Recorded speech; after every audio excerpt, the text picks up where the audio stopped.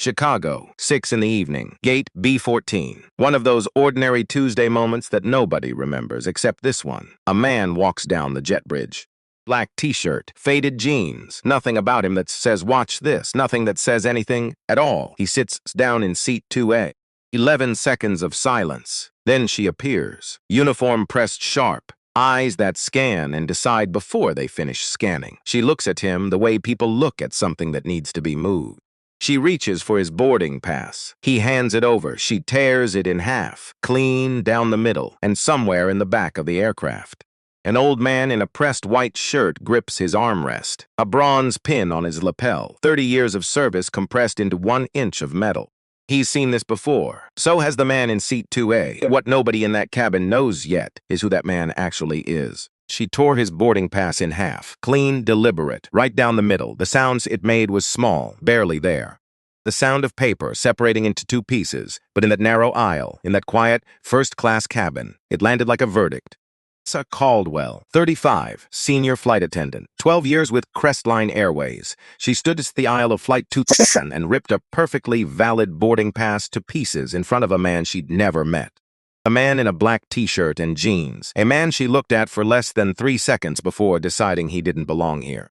She didn't know that man was the founding investor and controlling shareholder of the airline she worked for. She didn't know he owned 25% of every plane. Route, every gate, including the one she'd just stolen from him. She was about to find out, but not yet. First, let's go back 34 minutes to a bathroom mirror in Terminal 2, where this whole thing started. The fluorescent light above the sink buzzed. One of those sounds that lives just below your awareness until you're standing alone in a public bathroom at 5:49 p.m. on a Tuesday. It's all you hear. Damon Wells stared at himself in the mirror, 45 years old, 6'1", broad shoulders that came from his father's side. Hands built for work that ended up signing documents instead. A face that boardrooms respected and airport security occasionally flagged. It's how the world works. It respects you in one room and suspects you in the next. Sometimes those are only 10 feet apart. He unbuckled the silver Audemars Piguet from his left wrist, set it on the edge of the sink, carefully, gently. The cufflinks, small, platinum, engraved with his initials on the back where no one would ever see them because Damon Wells had always kept the important things hidden. The blazer, navy, custom-tailored, Italian wool, the uniform of a man who belongs in corner offices and first-class lounges and rooms where decisions get made before they're announced. Folded everything into a leather duffel bag, slowly, deliberately, like putting away a costume from the same bag. He pulled out a plain black t-shirt. Cotton, no logo, the 3 for $12 variety from a Target in Lincoln Park. He put it on, then the jeans. Faded at the knees, broken in, comfortable in a way that expensive clothes never quite manage. Then the sneakers, white. Stain on the left toe from a Sunday in Grant Park 3 months ago. He looked at himself again. Gone was the man who controlled a $3 billion airline. Gone was the founding investor whose name appeared on SEC filings that nobody outside the industry ever read. Gone was the person that Vanessa Caldwell and Bryce Langon and Captain Ray Holden would have smiled at, would have called sir and meant it. Would have offered champagne and a warm towel and that particular deference that money purchases in places where money is the entry fee. Was just a man, 45, black t-shirt and jeans, no watch, no shine, no signal, the kind of man that people looked through. Damon knew that man. He'd been that man for most of his life. Before the acquisitions, before the portfolio, before the quiet accumulation of power that came from being smarter than every person who underestimated him. The bag, slung it over one shoulder, took one last look in the mirror, then walked out 3 weeks before Flight 227. Damon had been sitting in his corner office, 42nd floor, downtown Chicago, the sun going down behind the skyline and the glass walls turning everything amber. He was reading an email, not the usual kind, not the board summaries that Victor Hale sent every Monday, not the revenue dashboards or the operations memos from Paul Whitmore with their neat bullet points and numbers that always seemed a little too clean. This email was from Leah Morrison, his executive assistant, the woman who had been with him for 11 years, who understood without being told that when Damon asked for something, meant everything. He'd asked her to pull customer complaints. Specifically, complaints from minority passengers in first class. Specifically, complaints that had been marked as resolved without documented action. 5 in 6 months, all from passengers who were black or brown, all booked in first class, all describing the same pattern. They were told their seats didn't exist. They were told the booking was an error. They were told to move to economy. When they refused, they were threatened with security, with police, with no-fly lists. 5 times every complaint had been routed to the same person. Paul Whitmore, board member, head of operations, the man who presented customer satisfaction scores at quarterly meetings and always had a slide showing the numbers trending upward. Every complaint was marked resolved, no action required. Every complaint was buried, but the last one was different. It wasn't typed. It was handwritten, scanned and emailed by someone who clearly found the scanner more challenging than the pen. The handwriting was careful, slow, the penmanship of a person who learned in a different era, who believed that words written by hand carried more weight than words typed on a screen. I am 68 years old. I served this country for 30 years. I have flown your airline more times than I can count. Last year, on Flight 414 from Phoenix to Chicago, your crew looked at me like I was stealing something. Took my seat, the seat my granddaughter paid for with her first real paycheck. She was so proud of herself. So proud she could do something for me. And your crew moved me to the back like I was cargo. I wrote to your company. No one answered. I wrote again, nothing. I don't know why I'm writing a third time. Maybe because I still believe someone out there gives a damn. Damon read that letter 4 times. Then he closed his laptop. Back in his chair, stared at the ceiling until the amber light faded to gray and the gray deepened into the blue-black of a Chicago evening settling over the skyline. About his father, Harold Wells, a man who cleaned the floors of O'Hare International Airport for 28 years. Terminal 1, Terminal 2, the International Arrivals Hall, every corridor, every gate, every bathroom that 10,000 travelers passed through without noticing the men keeping them clean. Harold got on his hands and knees sometimes when the machine broke down, which it did, often, because maintenance budgets for airport cleaning crews were never anyone's priority. Harold died 3 years ago, lung cancer, the scloke, diagnosed on a Wednesday, gone on a Sunday, 6 months between those 2 days. 6 months of hospital rooms and quiet conversations and the particular cruelty of watching a strong man might become something smaller while pretending everything was manageable. Damon had bought his stake in Cressley Airways 5 years ago, quietly, through a private equity vehicle. No press conference. No headshot on the corporate website. No announcement on any platform where people might connect the name to the face. He structured that way deliberately, because Damon didn't buy an airline for recognition. He bought it because a boy who grew up watches his father in airport floors wanted to make sure those floors and the people who walked on them were treated with genuine dignity. Harold knew his son was successful. He knew about the investment firm, the real estate, the quiet wealth that accumulated over 20 years of grinding after everyone told him he wasn't the right image. But Harold Wells never knew that his son owned 25% of Cressley Airways, never knew that the airline whose floors he mopped for nearly 3 decades was now partly controlled by the boy who used to sit behind a pillar in Terminal 2. Watching him work, Damon had planned to tell him. He had a whole scene worked out in his head, a dinner at Harold's favorite restaurant on the South Side.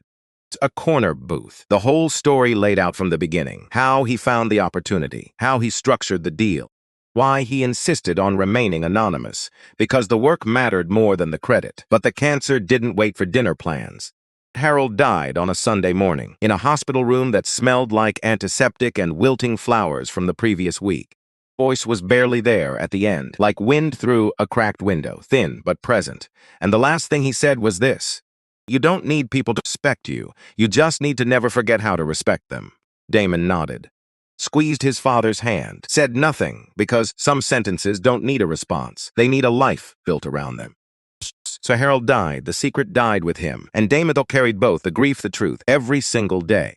He looked at the handwritten letter again. 68 years old, 30 years of service, granddaughter's first paycheck, 3 letters into a void.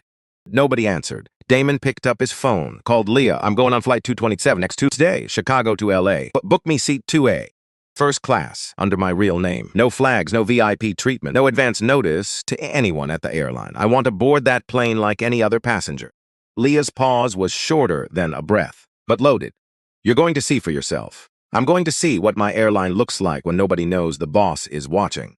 If it's as bad as those letters suggest, then we fix it from the ground up." Another pause.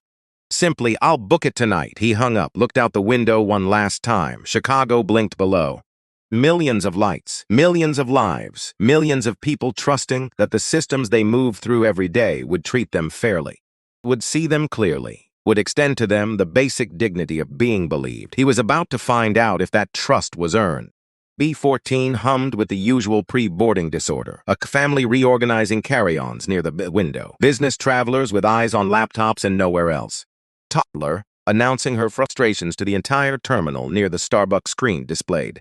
Crest/Lax Airways Flight 217 Chaco Elazangle, departure 623 C Stacco. On-time Damon walked to the gate agent, handed over his boarding pass. The scanner beeped. Green light, clean read. The gate agent smiled without really looking up. 2A, first class, enjoy your flight, Mr. Wells. He nodded, walked down the jet bridge, slow, unhurried, his duffel bag over one shoulder. Father's words somewhere deeper than his pockets. The jet bridge smelled the way they all do, recycled air and jet fuel, and the faint rubber memory of 1,000 rolling suitcases. Jet bridges in suits, in overcoats, with briefcases and assistants and the invisible armor of accumulated wealth. Today he walked it in a Target t-shirt, and the distance between those two versions of himself felt like the distance between two countries that share a border but never the same assumptions. Onto the aircraft. The first-class cabin opened in front of him. Wide leather seats, muted lighting, that low mechanical purr that premium cabins cultivate deliberately. The hum that says, you've arrived, you belong, this space was designed for you. Unless, of course, someone decides it wasn't. Found row 2, looked at the seat marker. Window side. He lifted his bag into the overhead bin. Down, buckled his seatbelt. For 11 seconds, everything was fine. Then the air changed. Vanessa Caldwell emerged from the forward galley. Moving down the aisle with that specific pace flight attendants develop over years. Not fast, not slow, but purposeful. She carried a clipboard in one hand and an iPad in the other. Blonde hair pulled into a bun so tight it changed the geometry of her face. Uniform pressed into crisp angles. Detail, communicating control. Her eyes landed on Damon, and something happened behind them. Something in quick practice and invisible to anyone who hadn't spent 45 years being on the receiving end of it. Her gaze traveled from the sneakers upward, past the jeans, pausing at the t-shirt, arriving at his face, not to see him, to place him, to run him through an internal filing system that sorted people into two categories. Belongs here, doesn't belong here. Damon had been filed before, by doormen at hotels, by hosts at restaurants where the cheapest item cost more than most people's weekly groceries, by retail clerks and security guards and concierges who looked past him to the person behind him. He knew the filing system. He knew its speed, and he knew what came after. Sir, Vanessa said it the way certain people say, sir. Where the word means exactly its opposite, where the respect is borrowed clothing over a body that has no use for it. I think you're in the wrong cabin. I'm in 2A. Economy is toward the rear of the aircraft. I know where economy is. This is my seat. He held up his boarding pass, the one that had scanned green at the gate 4 minutes ago. The one with his name printed on it, the one that said Seat 2A, First Class, in letters requiring no interpretation. Glanced at it, not read it. A quick look that was really a dismissal wearing the shape of attention. Seat has been reassigned, delivered flatly, no checking the system, no hesitation. A state issued as fact because she had already decided the fact before he showed her anything. Resigned to who? We have priority guests requiring this cabin. Bryce Langan appeared behind her, late 20s, sandy hair falling across his forehead. The kind of posture that belongs in a college common room rather than a professional aircraft, sleeves pushed to the elbows. Expression somewhere between boredom and entertainment. Yeah. Man, casual, familiar, as if they'd met before, as if this was a conversation between equals rather than a flight attendant addressing a passenger he'd already dismissed. You sure you're in the right place? First class is usually. He stopped, smiled, let the silence fill in the rest. Damon looked at him. Usually what? Bryce shifted his weight, just saying. That economy's more comfortable sometimes. Back there, more comfortable. The word, they never used the word. They circled around it, built fences from suggestions and implications, and let you stand there working out what was inside the fence on your own. More comfortable, more your speed, more your style, all of them keys to the same lock. Damon reached into his back pocket, pulled out his Illinois driver's license, held it beside the boarding pass. Name matching name, photo matching faces, everything percent. Think clear. Damon Wells, seat 2A, first class, verify it in the system. Vanessa's lips pressed together. We've encountered this situation before. Last year in Phoenix, a passenger presented a boarding pass that appeared legitimate. It wasn't. Mine is legitimate, sir.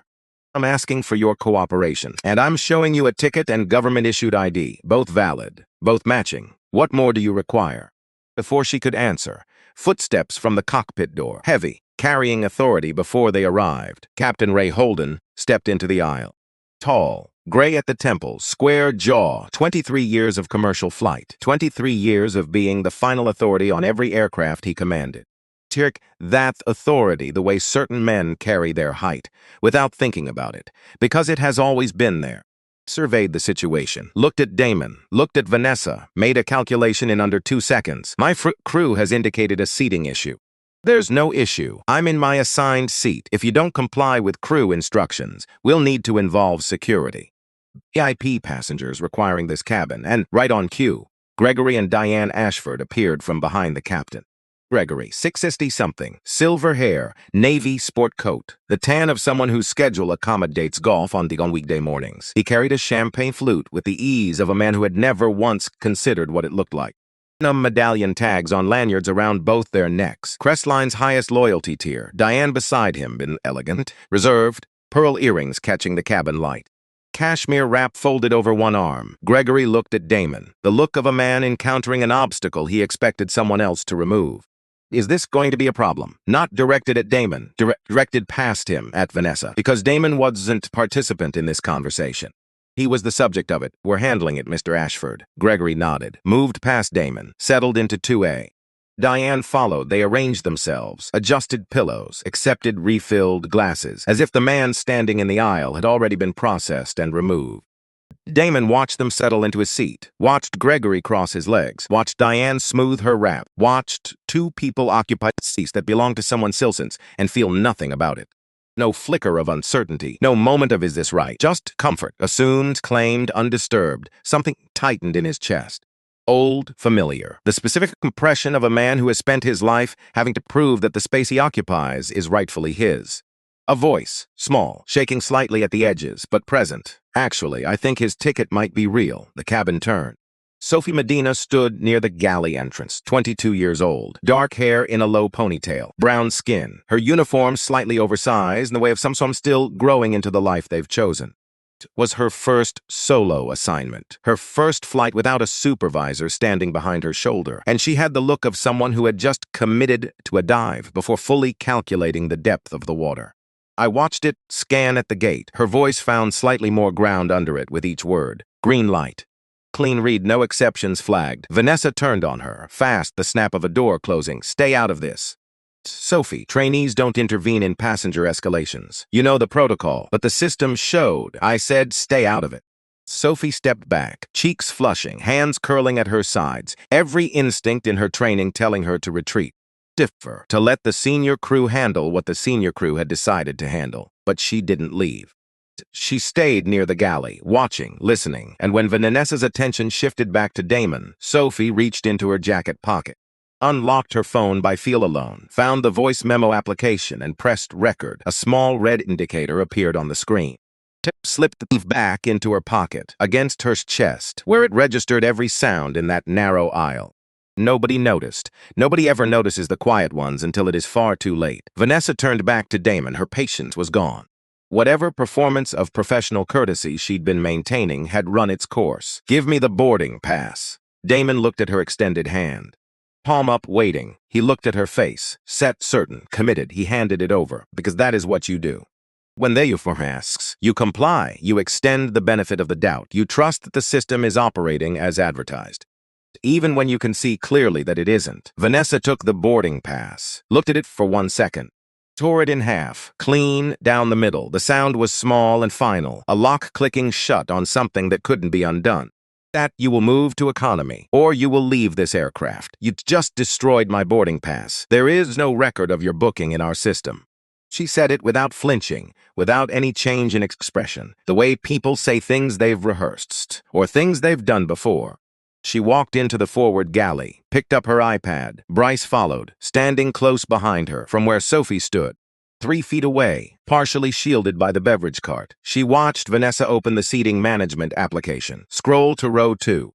Say and delete the name Damon Wells from the entry. Gone. Like a line erased from a page. Like a person removed from a record. Like a man who had done everything right could simply be unmade with a tap, Vanessa said to Bryce. Low. But not low enough. Done. No record of Wells in 2A. Bryce problem solved. Sophie's phone kept recording. Her fingers gripped the edge of the beverage cart. Her stomach had dropped somewhere below the aircraft. She understood exactly what she had just witnessed. A mistake, not a system glitch, a deliberate falsification, calculated, targeted, and she had it, all of it, on her phone. 22 years old, first solo flight, no wings on her chest, no authority, no leverage, nothing to protect her except a phone in her pocket, a choice she hadn't finished making yet. In the cabin, Damon sat without moving, not from defeat, from discipline, the kind built over years of filing things away.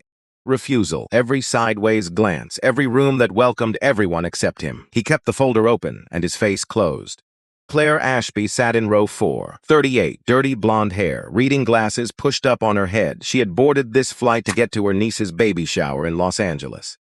She was watching something she recognized as deeply wrong unfold 6 feet in front of her.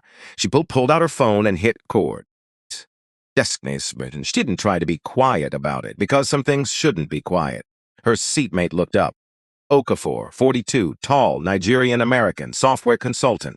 3 flights a month for 15 years. He had seen many things on many aircraft. And he recognized every single thing he was watching now. He raised his phone too. Different angle, same evidence. Watch. Quietly. This is about to become something. And in the back of the aircraft, in row 26 of economy, an old man sat in his seat, watching through the gap in the curtain. George Tillman, 68 years old, thin but precisely upright.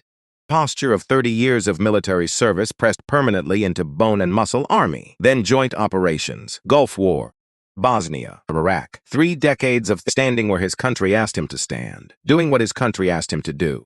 Going where most people would never go, returning to a country that didn't always know what to do with the men it sent away.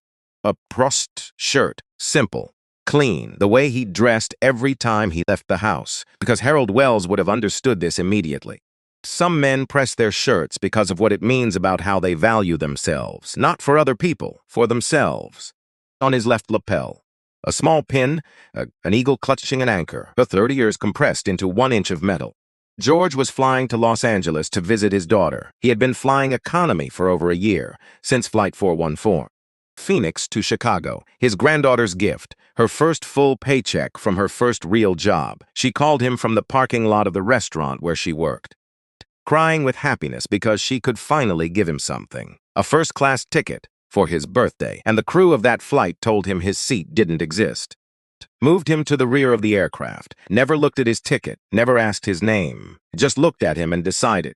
He wrote to the airline 3 times, handwritten letters, because he believed that words written by hand carried a different weight than words typed on a screen. Believed someone would feel the weight. No one answered. He'd stopped expecting answers. But from row 26, through the gap in the curtain, he could see the man in the black t-shirt, could see the flight attendant's posture, could see the captain standing with his arms folded. Could hear the tone, if not every word, and George Tillman had 30 years of training in reading situations from a distance, assessing threats, identifying what was really happening beneath the surface of what people were saying. He knew exactly what was happening.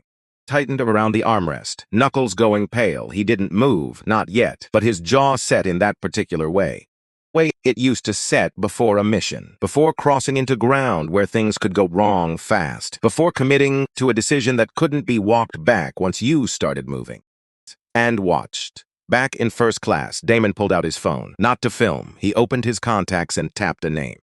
Leah Morrison answered before the second ring, because Leah Morrison always answered before the second ring. Leah, his voice was level. D as a compass needle, despite the storm around it. Log everything from this point. Contact Victor and Angela on the board. Tell them we have a developing situation on Flight 227. Leah's response was immediate, efficient. I've been monitoring your flight status since you boarded. Victor is reachable. Angela is standing by. What are we looking at? Damon looked at Vanessa, smoothing her uniform in the galley. He looked at Bryce, leaning against the bulkhead. He looked at Ashford, settled into 2A, champagne in hand, but fully claimed. He looked at Sophie, near the galley, still wide-eyed, phone in her pocket, recording a situation she had no power to stop with anything except evidence. Plink, and he looked at Brenda Cole, who had just arrived at the front of the cabin, mid-30s, stocky, the on-site security officer. Hand resting on her utility belt, face professionally neutral, a woman who followed procedures because procedures required less of her than judgment did. Brenda said, "My crew has reported a seating dispute. I need you to vacate this seat voluntarily, or I'll contact airport police." Damon looked at her hand on the belt, then at the two pieces of his boarding pass, still on the floor where Vanessa had dropped them. Two pieces of paper that had been his proof, his evidence, his right to be exactly where he was. It started. Into the phone, quietly, just for Lee and Leah, 11 years of understanding exactly what Damon Wells meant when he used fewer words than the situation seemed to require. Replied with 2, "I'm ready." He ended the call, pocketed his phone, and sat back, not his seat. Not according to the system Vanessa had just altered. According to the system, he was nobody. He had no booking. He didn't exist in row 2. He was an intrusion. An inconvenience, a compliance issue to be managed, on a plane he partly owned, in an airline he had bought 5 years ago, partly because of his father, partly because of men like the one sitting in row 26 right now, whose letters went unanswered, whose seats were taken, whose dignity was processed and discarded by people in pressed uniforms who never once considered that the man in front of them might have earned his place there 20 times over. Damon sat back, and he waited because Harold Wells taught him this. In a kitchen in Englewood, across a table worn smooth by years of elbows and homework and meals shared between two people who were all each other had. The strongest thing you can do in a room full of people who refuse to see you is stay right where you are and make them look. The intercom crackled at 6:31 p.m., 8 minutes since Damon Wells had shown his boarding pass. 7 since Vanessa Caldwell told him he was in the wrong cabin. 4 since she tore his ticket in half. 2 since she deleted his name from the seating log, and now Captain Ray Holden's voice, filling every speaker on the aircraft with the measured calm of a man who had spent 23 years making announcements that nobody questioned. "Ladies and gentlemen, this is your captain. We're experiencing a minor delay due to a passenger compliance issue in our first-class cabin. All guests to remain seated while our crew resolves the situation. We appreciate your patience. Passenger compliance issue." 5 syllables that repackaged a man's humiliation into bureaucratic language. 5 syllables that transformed valid boarding pass and valid ID into a disruption to be managed. 5 syllables that made the cabin nod, made the businessman in row 3 look up from his laptop, frown, go back to typing. Captains don't announce things without cause. If Ray said compliance issue, then it was a compliance issue. That's how authority works. By being right, by being believed, Damon heard the words settle over the cabin like a net dropped from above. He understood precisely what Ray was doing, framing the narrative before anyone could question it, establishing the official version before the unofficial one had time to breathe. Making Damon the disruption, the obstacle, the problem, not the evidence. It was efficient, in the cold way that manipulation is sometimes efficient. A lie well packaged enough that unwrapping it required more effort than most people were willing to spend on a stranger.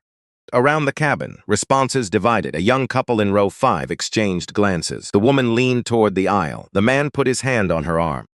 His head, don't, that gesture. That instinctive retreat from someone else's difficulty. Damon had seen it his entire life. Cruelty, just the path of least resistance. The quiet agreement that someone else's problem stays someone else's problem. An older woman near the window in row 6 pulled her handbag closer. Because she feared anything specific. Because something in the air had shifted, and holding something solid felt better than holding nothing. Claire Ashby in row 4 didn't flinch. She looked at David Okafor. He looked back. Neither of them spoke. Phones stayed raised. Their screens stayed on. In that shared silence was a decision that didn't require words. We are not looking away. From this, Brenda Cole stood 3 feet from Damon, feet planted, shoulders squared. Her hand hadn't moved from her belt.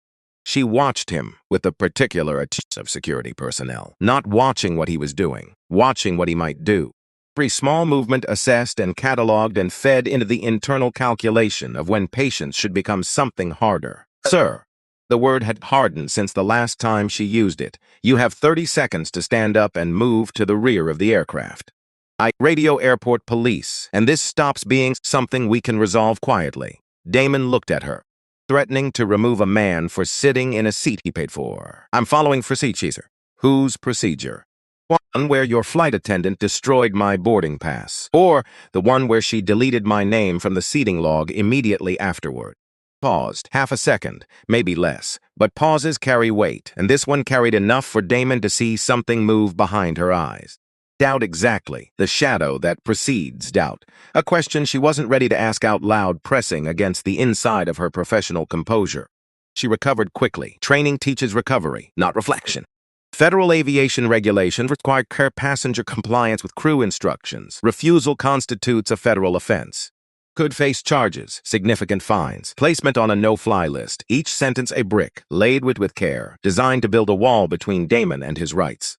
Between what he knew to be true and what he could prove. Between the evidence he had and the version of reality that Vanessa had already manufactured and installed in the seating management system. Damon had seen walls like this before, built from different materials, but the same architecture, by people who understood that authority deployed with enough confidence becomes its own form of evidence.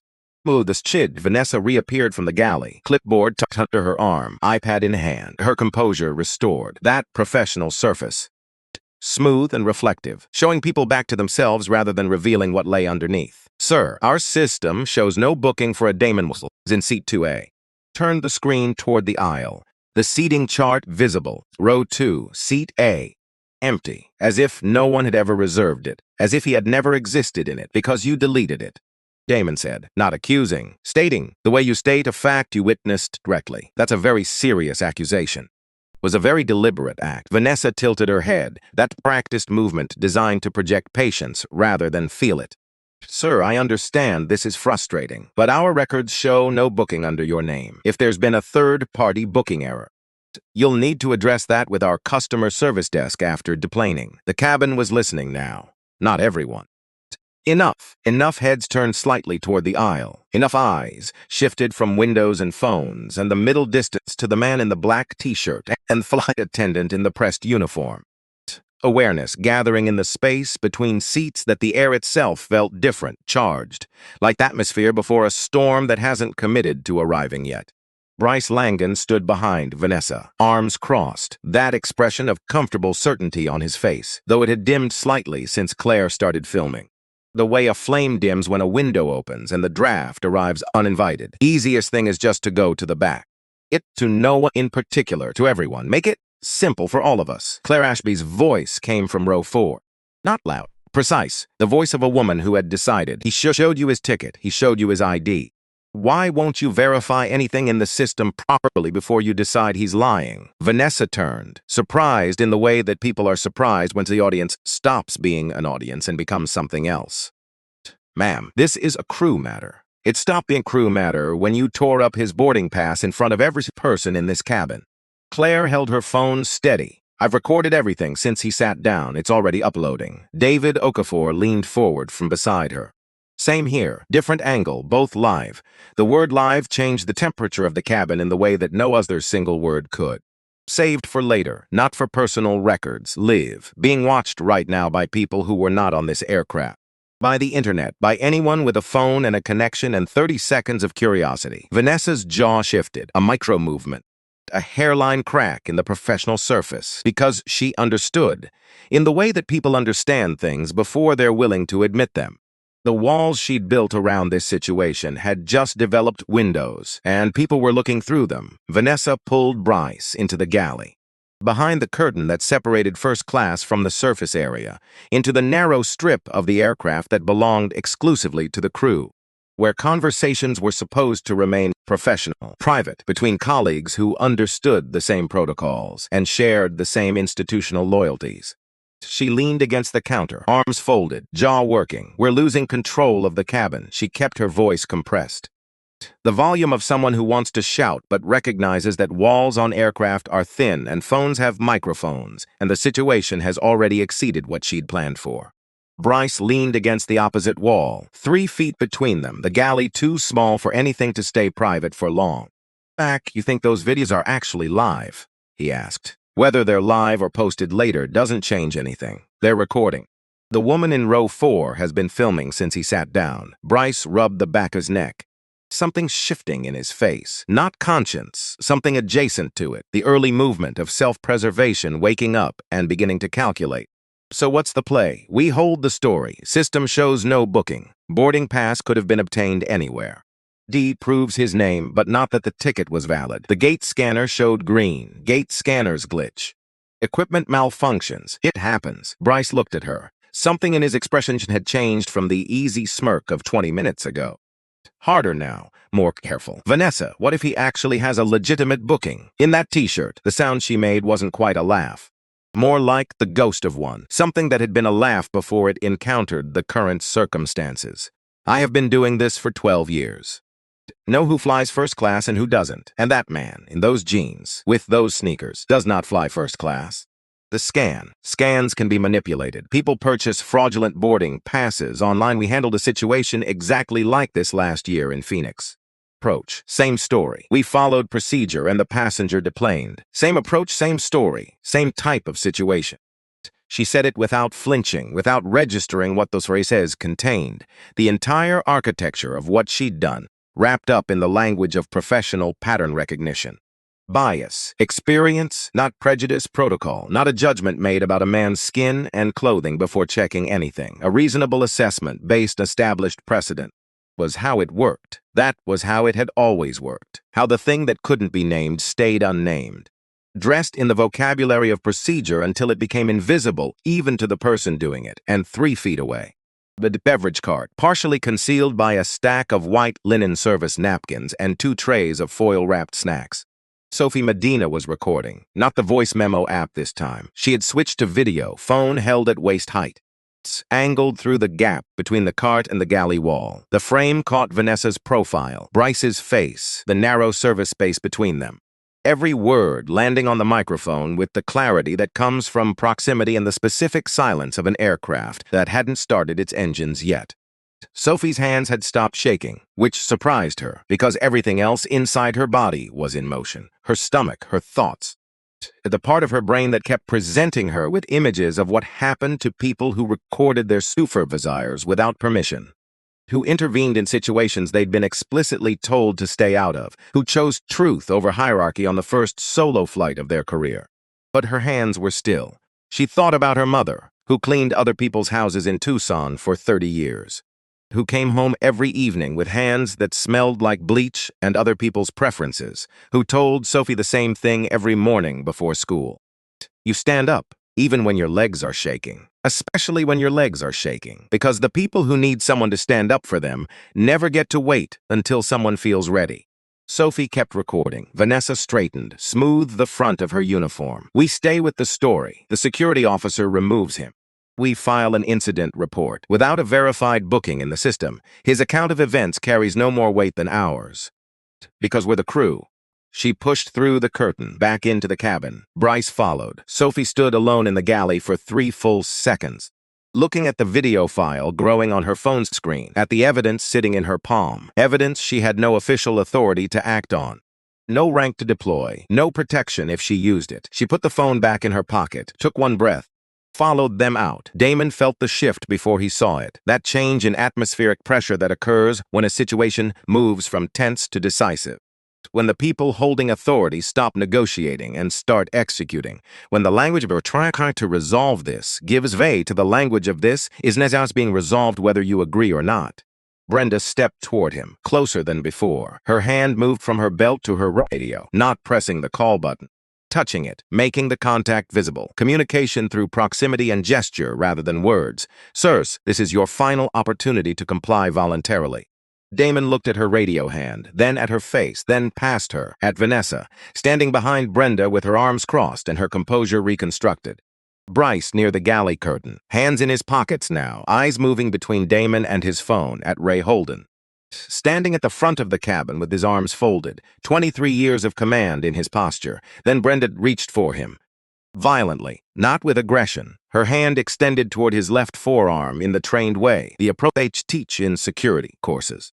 How to establish physical control without appearing aggressive. How to make contact that conveys authority without triggering escalation. Professional, measured. But her hand was moving toward a black man's arm, in front of a cabin full of witnesses and cameras. On the basis of a boarding pass that had been destroyed and a seating record that had been deliberately falsified. No amount of training or professional vocabulary could make that action into anything other than what it was. Damon saw her fingers coming. Something broke open, not the way breaking usually looks, not loud or sudden or visible from the outside. This was his internal. Below the controlled surface, below the 20 years of boardrooms and as acquisitions and the patient, methodical construction of a life that answered everyone who ever told him he wasn't the right image. Broke in the place where he kept Harold. Not the Harold in the hospital, not the Harold at the end. Harold who came home every night to the kitchen in Englewood, same blue uniform, same tired knees, same quiet refusal to let the world's indifference change who he was at his core. Harold who knelt on terminal floors to clean up coffee that men in suits knocked over without looking down. Who was called "Hey You" by people who couldn't be bothered with the name stitched on his shirt. Who gave 28 years to an airport that never once held a ceremony to say thank you. Harold who taught his son, not with lectures, with how he lived every single day. Dame's jaw locked, his hands resting on the armrests, curled into fists, slow, tight, the tendons in his forearms going rigid, his breathing shortened, the breathing of a body preparing for something the mind was fighting to prevent.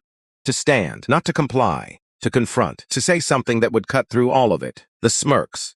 Deleted record, the champagne in Gregory Ashford's hand, the manufactured innocence on Vanessa's face. He wanted to be loud. For once in the 20 years since he learned to keep the folder open and his face closed, to let the anger be as audible as the injustice. His weight shifted forward, and then Harold's voice. Not the exact words, not the quote, just the voice itself, the timbre.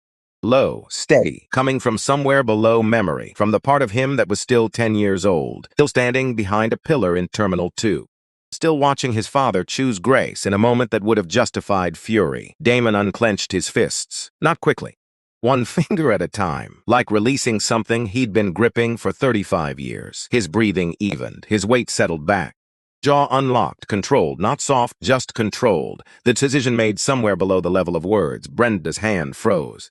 6 inches from his arm. She didn't complete the movement, not because someone stopped her, because something in Damon's face had changed in the moment before contact.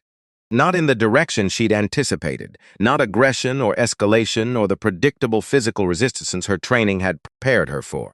Something else, something that her body registered before her training did it, the specific stillness of a man who had made a decision so much larger than this moment that the moment itself had become irrelevant to him.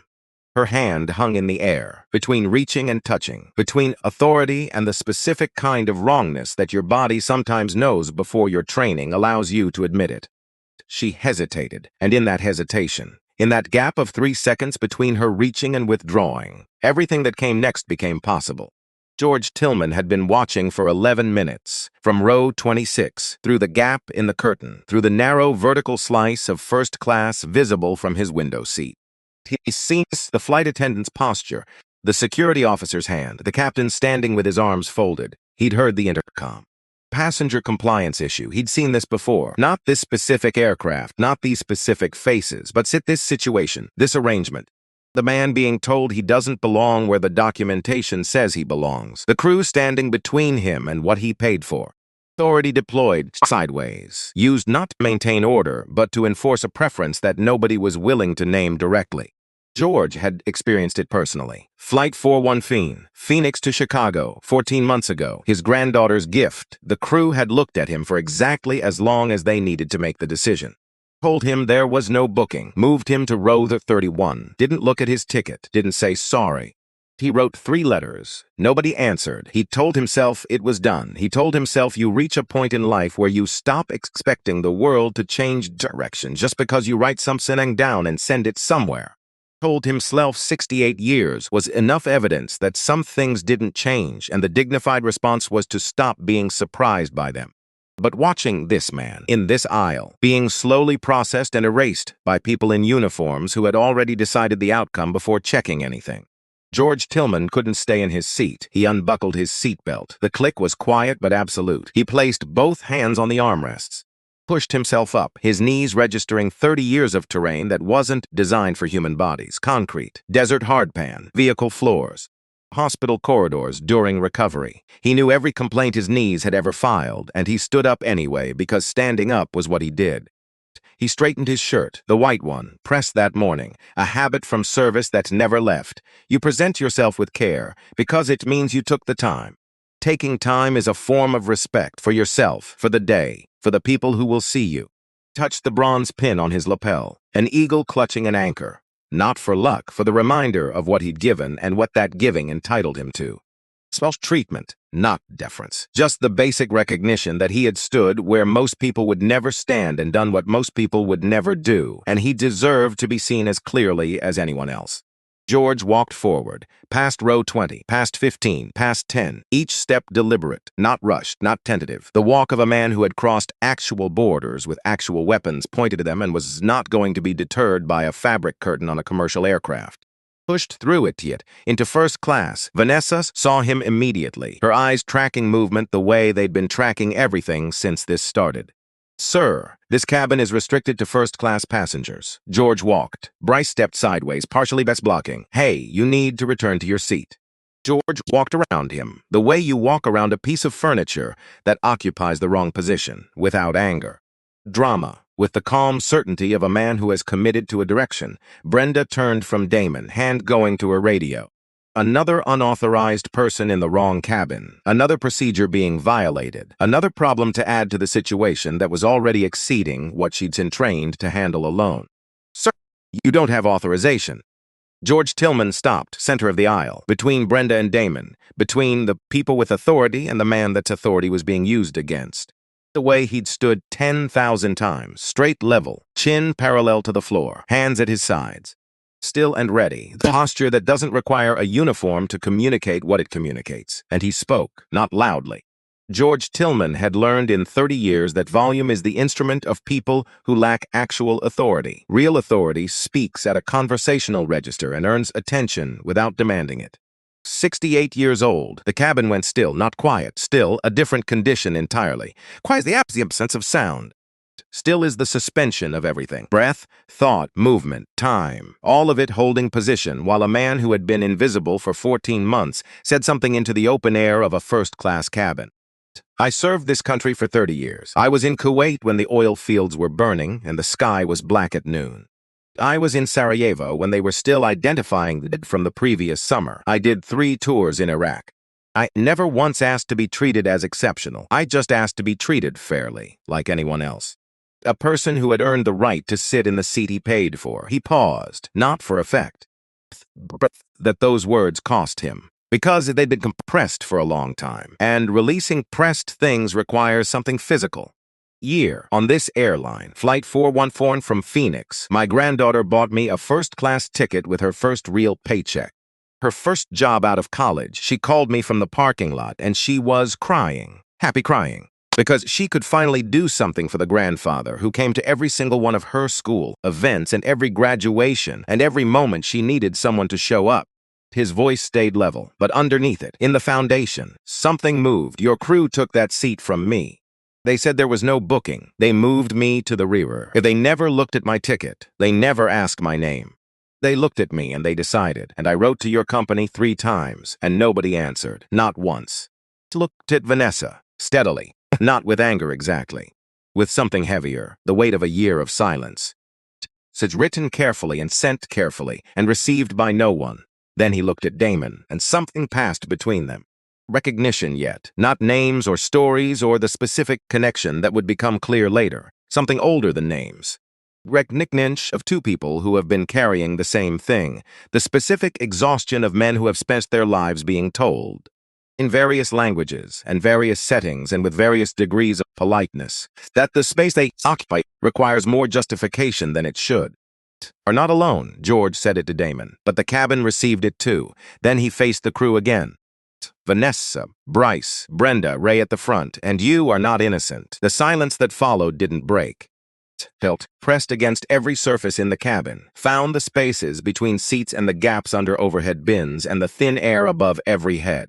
Claire Ashby was crying, silently. Phone ringing, tears on her cheeks that she wasn't wiping because wiping them would mean lowering the phone, and she was not going to lower the phone. David stood up from his seat, not to speak, just to stand, because there are moments when remaining seated is itself a statement. And he was not willing to make that statement. A woman in row 7, silver-haired, 60s, leaned toward the man beside her. "Hassan," she said softly. 2 years ago, same thing, different city." The man nodded, said nothing, reached for his own phone. The current ran through the cabin, row by row, made of whispers and recognition and the electricity that builds when a group of strangers freeze, realizes they've all been watching the same thing, and they are no longer willing to pretend otherwise. Came the sound that nobody anticipated, not from the crew, not from the cockpit, not from the intercom, from seat 2A. Diane Ashford placed her champagne flute in the cup holder, carefully, setting it down with a deliberateness that was itself a kind of statement. Putting it aside, releasing it, the way you release something you've been holding that you've just realized has weight you didn't account for. Gregory noticed. His hand went to her arm, immediate, the practiced grip of a man who had spent decades steering conversations and situations and people back to the preferred direction. Low, tight, the single word carrying everything that followed it. Unsaid, she looked at his hand on her arm. At the aisle in front of her, at George Tillman's, standing straight as a flag in the center of it. Damon Wells, sitting in the seats beside where she'd been sitting, at the two pieces of a torn boarding pass still on the floor. And she thought about 60 years, not all of them, the ones she'd selected and kept and returned to. The dinner party in 1987, where a man said something so wrong about the Vietnamese family who'd just moved in down the street, and she'd laughed along because the room was laughing and the room was the world she lived in. Colleague in 1994 who told her the black applicant wasn't quite what they were looking for, and she had not because she needed to keep the relationship, and keeping relationships required certain agreements you never said out loud. The neighbor in 2019 who called the police on a man watering was in his own garden, and she'd watched that from the window and then turned away because she didn't know what she could do. 60 years of rooms where things happened that shouldn't have happened, and she'd stayed in every one of them because staying was easier than leaving, because silence was less costly than speaking, because comfort, actual physical comfort, the comfort of a first-class seat on a Tuesday evening flight to Los Angeles, was easier to occupy than the discomfort of saying, I know this seat isn't mine, except she had known from the moment Vanessa offered them the upgrade at the gate. Had seen the way Vanessa phrased it, a last-minute cancellation. Said too quickly, too readily, with the practiced ease of someone describing something that had already been arranged rather than something that had just occurred. She had known, and she had sat down anyway, because the seat was comfortable, because the champagne was already in her hand. Gregory was already settled, because the alternative required something she hadn't been asked to give in a very long time.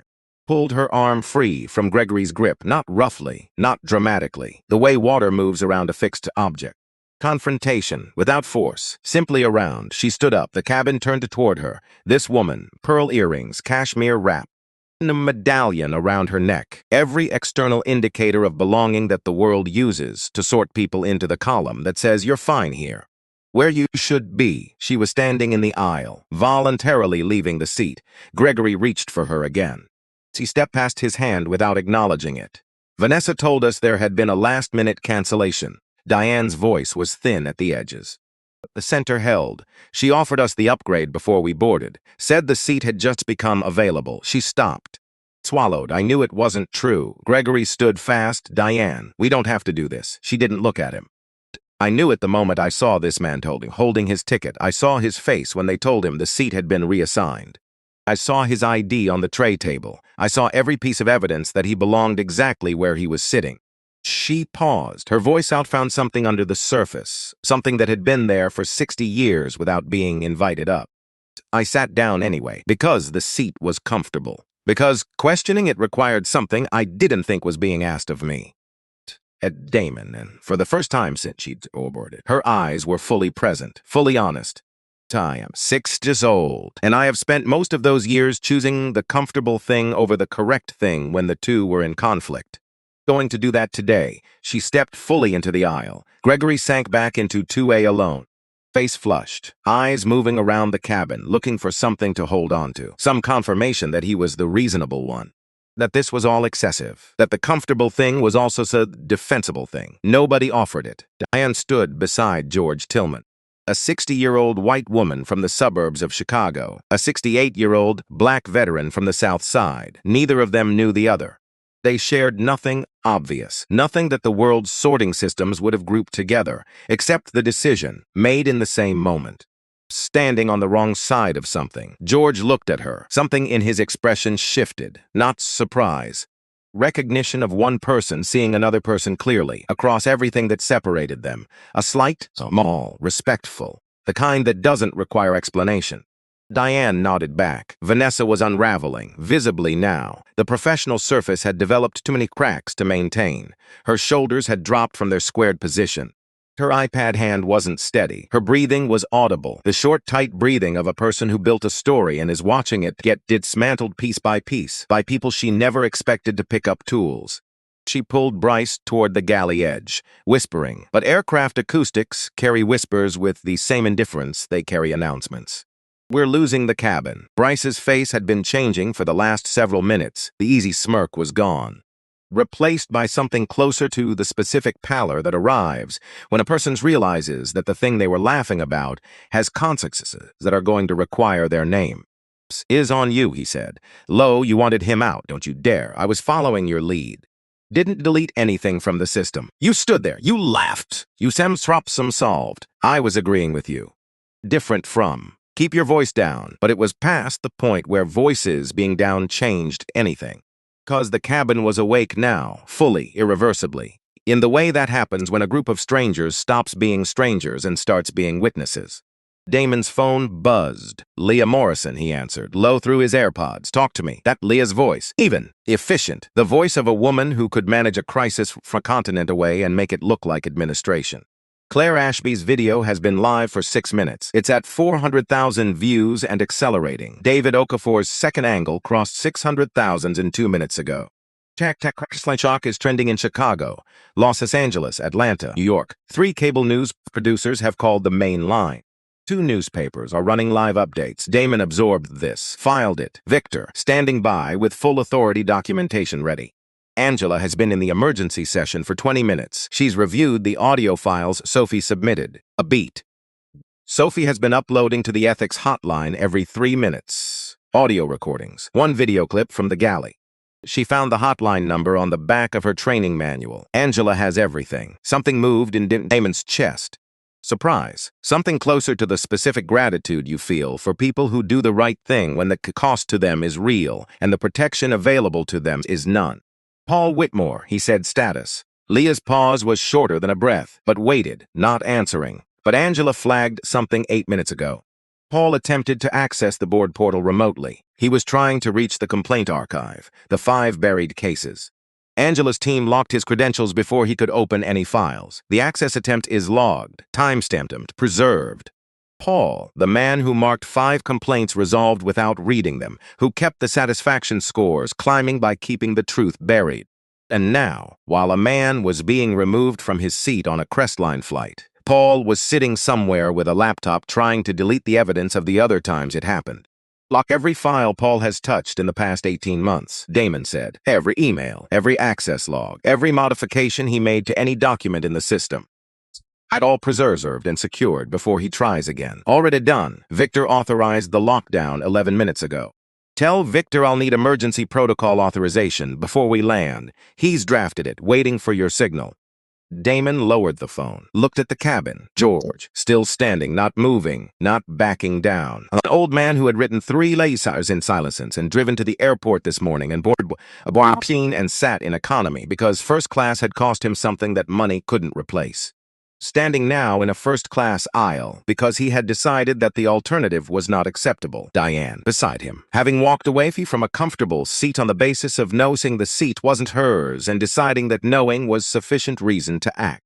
60 years of rooms, and then this one. Sophie near the galley, phone in her pocket, evidence uploaded, standing in the aisle of her first solo flight having done something that no one in the training program had specifically told her she was allowed to do.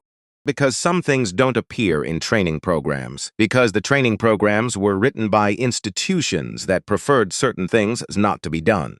Claire and David, still recording, still bearing witness, refusing the most available option, which was to look at the seat in front of them and decide that whatever was happening in the aisle was not their concern. And Ray Holden, standing at the front, hat on, jacket buttoned, the full visual grammar of authority, but something had changed in the expression underneath it. The certainty that had been there since he walked out of the cockpit was developing edges, becoming something more complicated than certainty. something that was starting to look, if you knew where to look, like a man beginning to suspect that the ground he's standing on might not be as solid as he built his argument on. Ray hit the intercom one final time, harder now, the comm fracturing at the edges, the voice of a man using volume to replace the authority that was draining away from him. This is your captain. I am ordering all passengers to remain in their seats immediately. Any passenger who interferes with crew operations is in violation of federal aviation law. This is your final notice. Federal aviation law, the words he'd been saving, the largest tool in the kit. He deployed it into a cabin full of people who had already decided that some mattered more than the instructions of a captain who had backed a lie without checking a fact. A few passengers shifted. The word federal carries weight even when it's being misapplied, even when it's being thrown over a situation it doesn't describe. But George didn't sit, Diane didn't move, Claire didn't lower her phone, David didn't look away, and Damon didn't move. Ray walked down the aisle, full uniform, hat on, the stride of a man who had commanded this cabin for a lifetime and was not going to stop commanding it now. Stopped in front of Damon. You are being removed from this aircraft. Damon looked at him, and in that look was something Ray hadn't encountered in a passenger before. Not defiance, not anger, patience. The patience of a man reading the last page of a book everyone else is still in the middle of. I'd suggest waiting approximately 5 more minutes. Why? Because in 5 minutes you'll receive confirmation of something that's going to significantly change your understanding of this situation. Ray stared at him, hunting for the bluff, for the desperation underneath the composure, for the crack that would tell him this was a man reaching for anything. Not a man waiting for something specific. He didn't find one, because it wasn't a bluff. Sophie stepped fully into the aisle. Between Ray and Damon, her phone no longer hidden, no longer to waist height, raised, screen forward, visible to everyone in the cabin. Captain Holden. Her voice found its footing on the second word and held. I have recorded everything that occurred in this cabin and in the crew galley since boarding. Audio of Vanessa Caldwell and Bryce Langan discussing the deletion of Mr. Wells's booking from the seating system. Video of the seating log being altered, and I have already uploaded every file to the Crestline Airways Ethics Hotline. The board of directors has received all of it. Vanessa spun toward her. You did what? Sophie didn't look at Vanessa.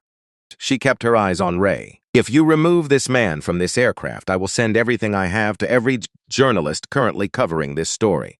I will testify, under oath, to every regulatory body with jurisdiction over this airline about every single thing I witnessed today. The cabin held its breath. Ray looked at Sophie, at her phone, at the screen containing everything he needed to not exist. He looked at Damon, still seated, still composed, still waiting, and Captain Ray Holden, 23 years of final authority on every aircraft he'd ever commanded. The first time in those 23 years, had no idea what to do next. The silence lasted 6 seconds. 6 seconds is nothing in ordinary time. You spend 6 seconds pouring coffee, scanning a subject line, deciding whether to answer a call. 6 seconds dissolves into a day without leaving a trace. But in a pressurized cabin at gate B14, with 134 passengers holding completely still, and a flight crew watching their professional lives compress into something unrecognizable.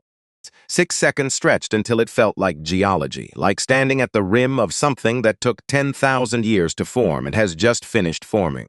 Sophie Medina stood in the aisle, phone raised, evidence already transmitted, words already spoken, 22 years old, no wings, no rank, no institutional protection except the truth and the decision to keep standing where she was standing. Captain Ray Holden stared at her, face moving through expressions the way weather moves through a sky that hasn't committed to anything yet. Disbelief, calculation, anger, and underneath all of them, something he would never name aloud to anyone including himself, fear, not of Sophie, of phone in her hand, of the files she'd already sent, of 3 board members who were at this moment sitting, recording cruise, fabricating passenger records while he stood behind all of it and nodded and said, "My crew tells me," and never asked a single question. Broke first. This is entrapment. Her voice fractured on the second syllable. Everything professional about her gone. What remained was raw and reaching.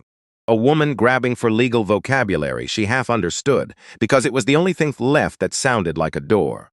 You cannot record crew without consent. That is illegal. That violates company policy and federal privacy. You deleted a passenger's name from the seating log. Sophie said it without raising her voice, each word placed the way you place a foot on uncertain ground. Deliberately, knowing the weight you're committing, you fabricated a record to remove a paying customer from his assigned seat because of how he looked. Don't think you want to have a conversation right now about what's legal. Vanessa opened her mouth, closed it. Her hands were shaking visibly, the iPad trembling with a frequency that came from somewhere below conscious control. From the place in the body that knows the truth before the mind is willing to admit it. Bryce Langan hadn't spoken in 4 minutes.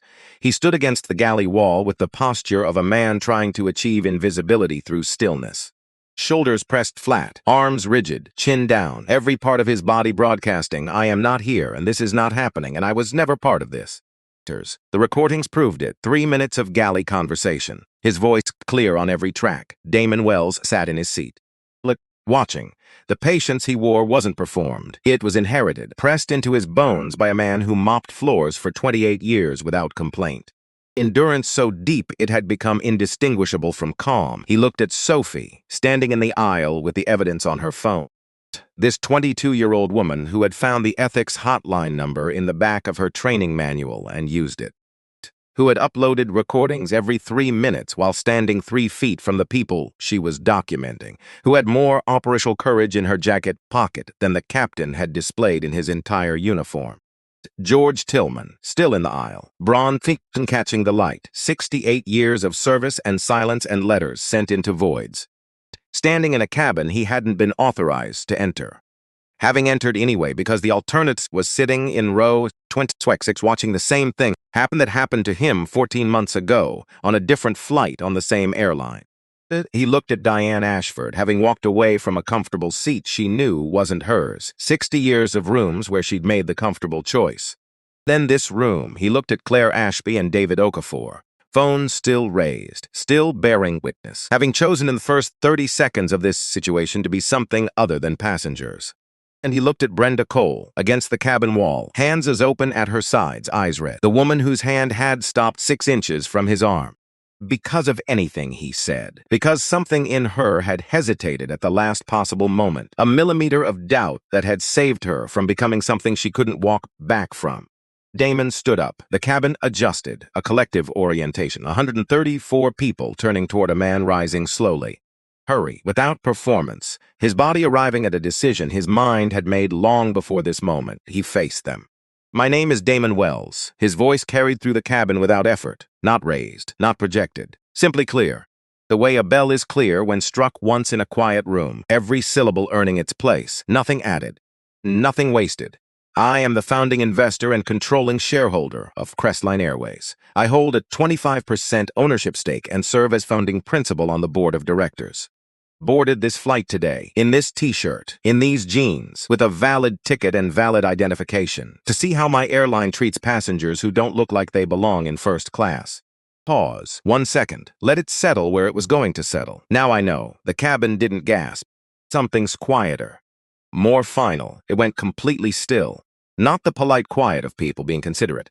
The stillness of people who have just felt the ground shift underneath them and are waiting to understand what they're standing on now. Vanessa's hand went to her mouth, not to muffle a sound, to contain one, the sound that lives between a sob and a groan.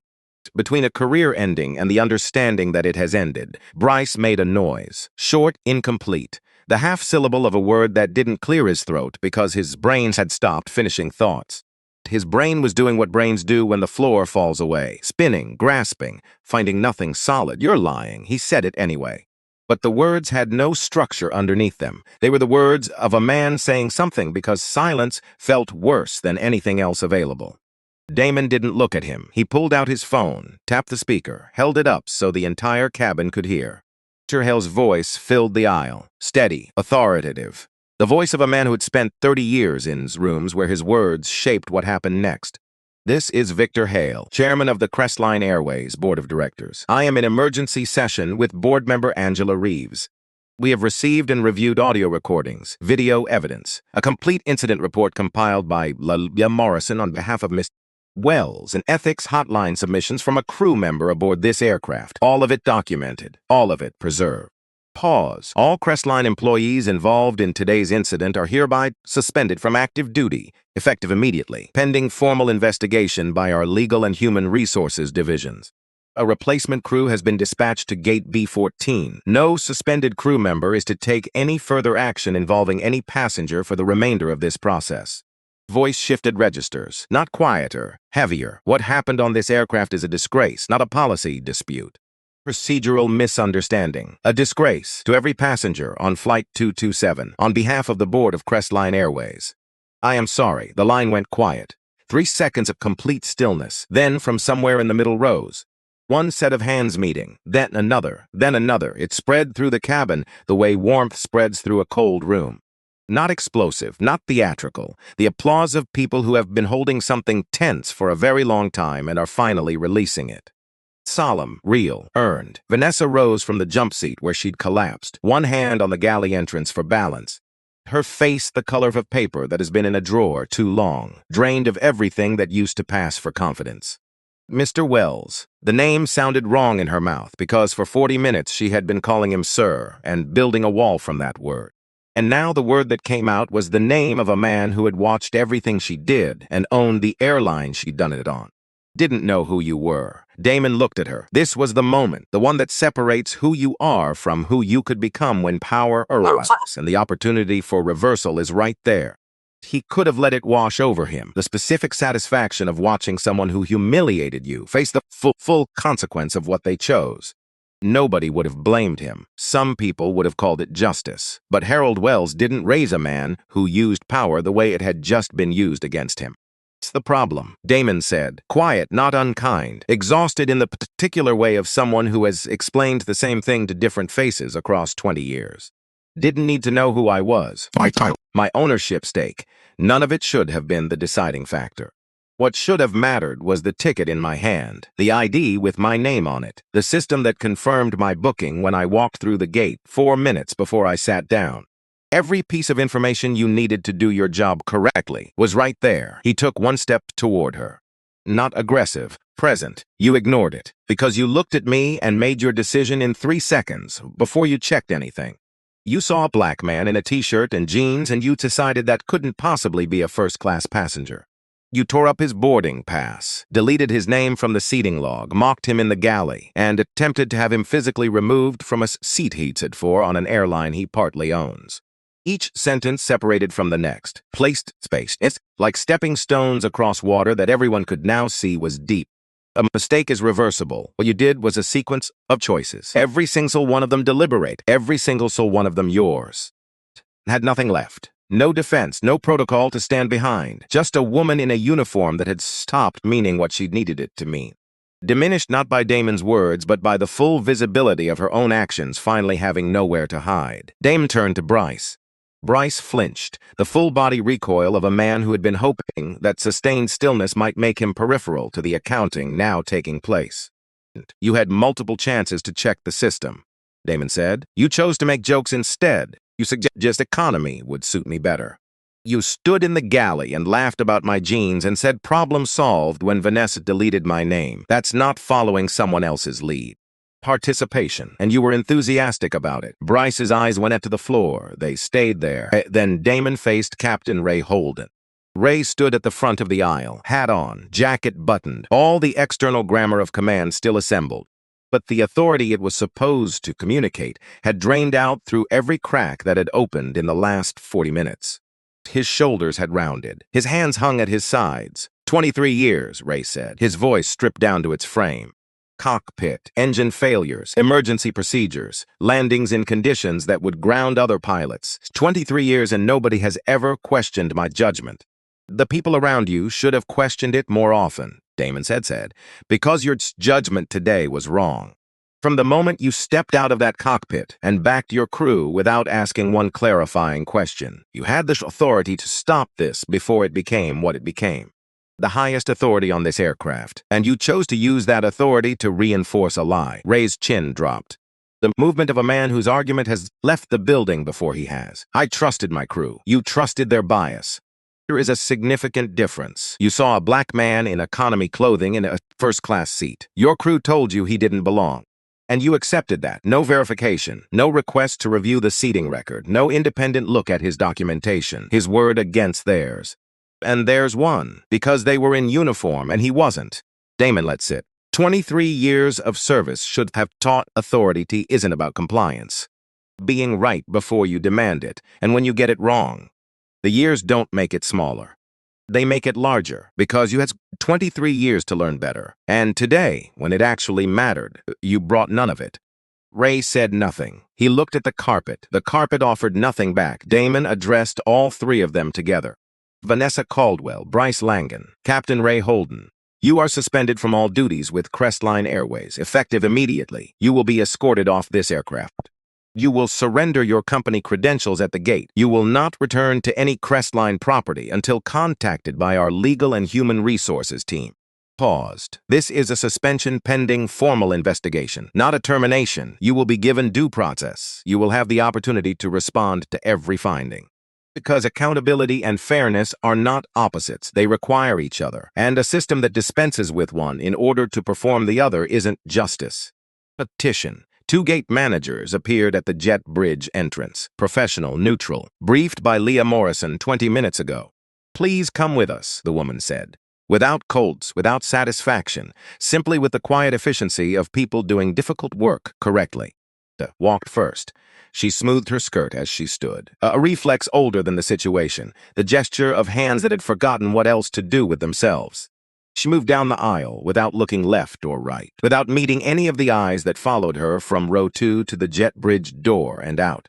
Bryce followed, head down, shoulders collapsed, making himself as small as the aisle would allow. Ray went last. He paused at the cabin door, turned halfway, looked back at the cockpit door he'd walked through 10,000 times, at the seats, the overhead bins, the aisle where it had all gone wrong. He looked at it 2 seconds with an expression that might have been the beginning of regret. Turned and walked out. Nobody applauded as they left, because departure isn't triumph. It's consequence, and consequence deserves a different quality of witness than celebration. Damon turned to Brenda Cole. She was against the cabin wall where she'd been standing for the last several minutes. Open at her sides, eyes red but controlled, the face of a woman in the early stages of understanding something about herself she hadn't expected to understand today. Choice, Damon said. I know. Your hand was 6 inches from my arm. I know. Her voice was compressed, the compression of someone who believed that control and composure were the same thing and is discovering the difference in real time. Or procedure, backing the crew. And none of that is an excuse, because the procedure I was following was built on a falsified record. I knew something was wrong before I reached for you. I just wasn't ready to act on what I knew. Damon studied her carefully. The way you look at something you're trying to assess honestly. You stopped, almost too late. But not too late, and that matters more than you know right now. He held her gaze. You'll be reassigned to a different basis. Full retraining, and you'll report to someone who showed you today what it looks like to act on what you know when everything around you is telling you to stay quiet. Brenda looked across the aisle at Sophie, still near the galley, hands finally still, wheezings not yet on her chest.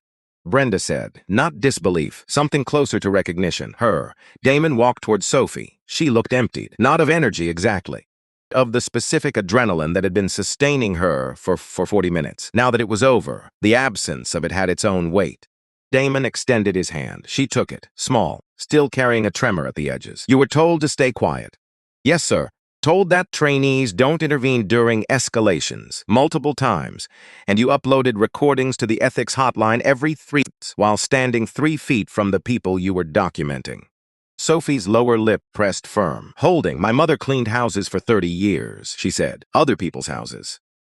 She used to tell me that the hardest part of that work wasn't the work. It was watching things happen in those houses that she knew were wrong and not being able to say anything. Saying something meant losing the job. Losing the job meant losing everything. She paused. She told me, ever get the chance to speak in a moment where it actually matters, you take it, even if you're scared. Especially if you're scared, because the people who need someone to speak up never get to wait until someone feels ready. Damon looked at her steadily. Sophie Medina, your probationary period with Crestline Airways is complete. You are promoted to full flight attendant status. This moment, her breath caught. This airline doesn't need more people who execute instructions without engaging their judgment. It needs people who engage their judgment even when the instructions tell them not to. You had no protection today. No guarantee that what you did wouldn't cost you everything you'd worked for, and you did it anyway. A gate supervisor arrived with a small white box. Resting on white cotton, a set of Crestline Airways wings. Standard issue? Simple. The things Sophie had been working toward for 18 months. She picked them up, turned them over. The way you handle something you've imagined so specifically for so long that the real version feels like it might not be permanent. Pinned them on, above her heart. The cabin applauded, not politely, not as performance. Real applause from real people who had spent the last hour watching something go badly wrong and were now watching something go right. Sophie stood in the aisle, wings pinned, crying the quiet kind, the kind that comes from a depth you didn't know existed until something reached it. When she reached Brenda, sitting in a crew seat near the rear, still quiet, Sophie paused. "Thank you for stopping," she said quietly. Brenda looked up, something on her face that was still becoming its final shape. "I almost didn't." No, but almost and actually are the distance between who you were today and who you get to be tomorrow. Distance is yours now. What you do with it is up to you. Brenda held Sophie's gaze, this 22-year-old woman whose judgment had been sharper and whose courage had been greater and whose understanding of what the job actually required had been clearer than Brenda's 7 years of professional service had produced. "Like to be better," Brenda said. "Then you will be," Sophie said, and moved on. Damon walked through the curtain. Into economy, down the narrow aisle, past carry-ons and window shades and the faces of passengers who had heard the commotion and the applause and were still assembling the pieces. At row 26, George Tillman had returned to his seat after standing in the first-class aisle, had walked back, buckled his seatbelt, folded his hands, the way soldiers do when the mission is complete and the remaining work is patience. Up when stopped beside him. "Mr. Tillman," a pause, loaded. "You know my name. I read your letter. 3 weeks ago, in my office in Chicago, handwritten, blue ink, lined paper. You wrote about your granddaughter, her first paycheck. 41 the 3 letters you sent that nobody answered." George was still processing the geometry of this, that the letter he'd almost not sent. Third one, written to a company he'd stopped believing was listening, had been read 4 times by the man who owned a quarter of it. Put him on this plane today. I thought no one read it. His voice was quieter than it had been in the aisle. Stripped of the military bearing he'd needed up there. Just the voice of a man who had been waiting for something specific for a long time and was now in the presence of it.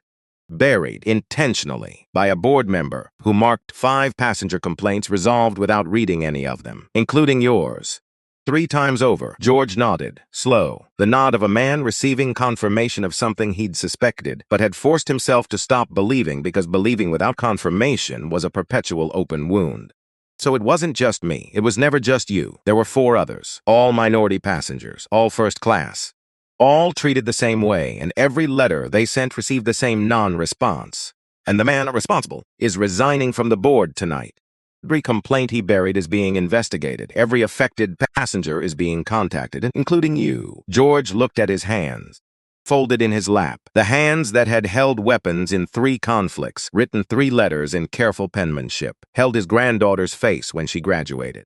"Sir Tillman," Damon said, "I'd like you to come sit in first class for the rest of this flight." George shook his head. "I didn't go up there for a seat. I know. That's exactly why I'm offering one." A long moment. The length of a decision being made by a man who didn't make decisions carelessly. The curve at the corner of George's mouth was small. Almost nothing, but present. George said, "He made you like this." The question went past every professional surface. Past the investor and the shareholder and the man who controlled $3 billion of airline infrastructure. It went all the way down to a kitchen in Englewood. Table worn smooth by years. 2 people who were all each other had. He was a janitor, Damon said. O'Hare, for 28 years. He cleaned the floors of this airport, terminals, gates, bathrooms, every corridor that 10,000 people walked through without noticing the man keeping them clean. And he was the best person I ever knew. George studied him, with the patience of someone who has learned that surfaces lie and depth requires time. "He raised you right," George said. 4 words, and they reached a place that no amount of professional success could armor. Where a 45-year-old man was still 10 years old, still standing behind a pillar, still watching his father kneel on a terminal floor and choose graces in a moment that would have justified fury. Damon said, quietly. He really did. George unbuckled his seatbelt, pushed himself up, walked with Damon through the curtain. Down the first-class aisle to row 2. Gregory Ashford's seat was empty. He had moved himself to economy during the confrontation. Announcement, without apology. The champagne flute still in the cup holder of 2A, flat now, set down when Diane set herself down. George sat in 2B, Dame sat in 2A, 2 men, 2 generations, side by side, in seats that belonged to them. Because of loyalty programs or platinum status or any of the invisible systems that decide who gets comfort and who gets managed. Because they were human beings in a system that was supposed to see them clearly, and for once. On this flight, Damon's phone buzzed one final time. Leah Morrison, he answered. Low. Paul Whitmore resigned 22 minutes ago. Victor presented the full audit trail. Paul didn't contest it. He knew what was documented. Damon closed his eyes, one breath. Angela's team found the pattern extends further than 6 months. Preliminary review suggests at least 9 additional incidents over 2 years. All minority passengers, all first class, all marked resolved.